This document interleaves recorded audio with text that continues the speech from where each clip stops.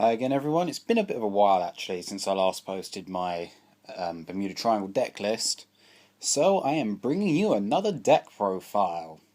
Now as we know, BT12 has just had its TCG release, which now of course means that we've been given new stuff for Dark Irregular, Pale Moon.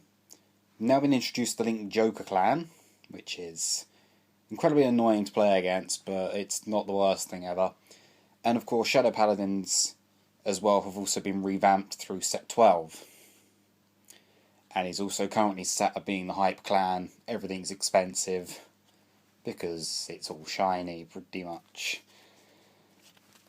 So yeah, the two clans from set 12 that I'm pretty much making is Shadow Paladins, which I'm bringing you today. And I'm also going to do a little, sort of a teaser on Dark Irregular, what I'm planning for the build and everything, and what I currently have. Because the Ammon's followers, I'm still trying to decide what I'm doing with the deck and everything, whether I'm going to go break, ride, power, or more of a grind game sort of thing. Still to be decided. But anyway, two Shadow Paladins.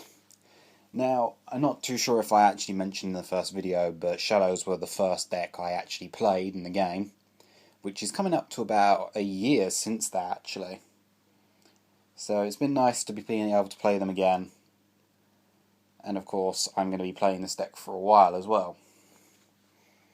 So, let's kick this off. The main starter that I'm be using is the Creeping Dark Goat. The deck's very grade 3 orientated because Raging Form you need multiple copies of in hand, and preferably you want to break ride before going into Raging Form, meaning that you get essentially a free superior call from the deck, which can be one of many things. Plus it also makes the Raging Form a minimum of 21k on its own anyway, which makes it easy to hit into things. And of course, another card that I'm going to show requires a grade 3 to actually do anything. But yeah, main starter is the Dark Goat. Another starter that Revengers have, which I'm not playing as a starter but in the main of itself, is obviously the Claudus, or Claudus, which for Counterblast 1, if I have a grade 3, on the Vanguard Circle, it can call a Blast Dark Revenger straight from the deck. This card is easily fetched from Darkborn Trumpeter, and is generally the main grade 0 you're going to want to have to call off that if you need to call anything off the Darkborn anyway. The other alternative is to drop a heal trigger, just so you can use Raging Form skill. And then onto the trigger lineup. 4 heal, as you can only have 4 anyway. 4 draw. And then 8 crit. This is pretty much the only deck that I play 8 crit in, because it's massively aggressive and you really want to push in the damage. Although at the moment I am currently testing 8 crits in Bermuda, which is actually going pretty well, actually. I was a bit surprised myself. Right, on to the grade 1s. 4 Macler. 4 of the grade 1 Masquerade. Again, it's just a nice attacker, especially because everything in here is a Revenger. It means you can put in some early game pressure when you're on grade 2, or probably even a grade 1, if you can attack. 2 Dark Bond. I'm only playing 2 because it's good for the superior calling. It's not so good because of the fact that it has to call a grade 0 and at rest. So the only real target to hit into is the Claudus, or Claudus. And then I play 3 Doran. I don't really often get the combo off with Blast Dark Revenger and Doran anyway. If I do, it's nice. I get that 1 damage back. So it essentially turns Counterblast 2 into a Counterblast 1 to retire, which isn't bad, to be fair. It's pretty good. For grade 2s, 4 Blast Dart Revenger. You kind of have to play 4. It's essentially your main driving force of the deck because of the retiring capabilities that it has. Also combos well in with Dorant and Claudus. And of course, getting up for the Mordred as well is incredibly nice. For grade 2 Masquerade, it's 12k hitter. Again, it's the main rearguard driving force that's going to be on board. So, that's always a need to play it for. And then, playing 3 Tartu. Now, in testing this deck last night, for a little bit against one of my friends who was playing the Riviere Rye Chain, every time I drew into Tartu, I never actually wanted to use her. So I'm not too sure how if she's gonna even stay in the deck, or if she's gonna go. I mean, the Counterblast 2 to call into the same row as her isn't the best thing ever, especially when there isn't anything like an 8k booster for the deck. The most that there really is the Dorrance or the Masquerade, as they're 7ks. However, with something like, I think it's Sybil, the Jewel Knight, Counterblast 2, can call to anywhere on board.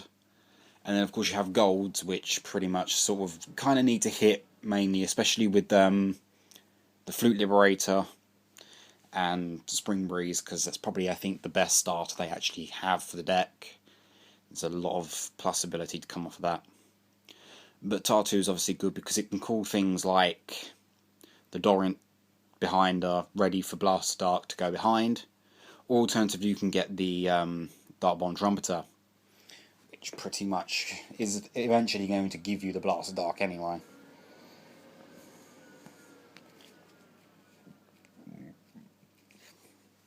On to the grade 3s.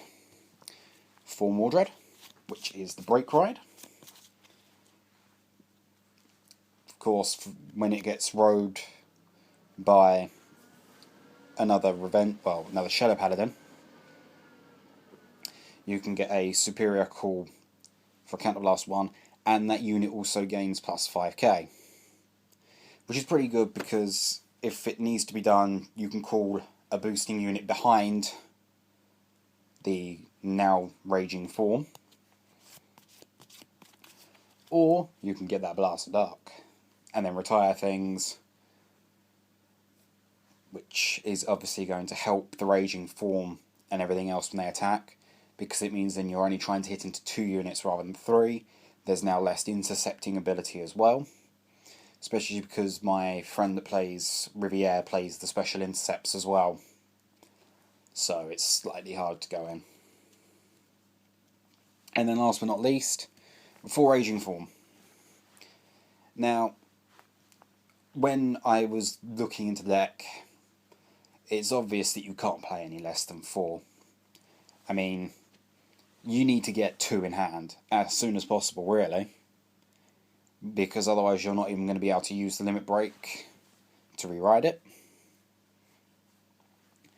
I rarely actually use the second effect, which is to gain plus 3k, but the fact that it's 21k when it rewrites anyway generally is enough. It forces a decent bit of guarding, and of course its skill is it's able to do its skill whether it hits or not, which essentially puts it on a bit more pressure than something, say, the End, which has to obviously hit, so they're obviously going to guard into it very heavily. Whereas the Raging Form, they're not going to guard as heavily because it's going to come back anyway, and you're not going to ride it unless you've got another one in hand. It's a slightly predictable move, but it's still incredibly powerful, especially because you can actually win even if your opponent is at 3 damage. Unless, of course, they hit the heal, or you hit the heal during the trigger checks, but that's just bad luck at the end of it. But yeah, I will try and bring a segment on Dark Irregulars, what I feel about the deck and how it's going. But until then, enjoy this one.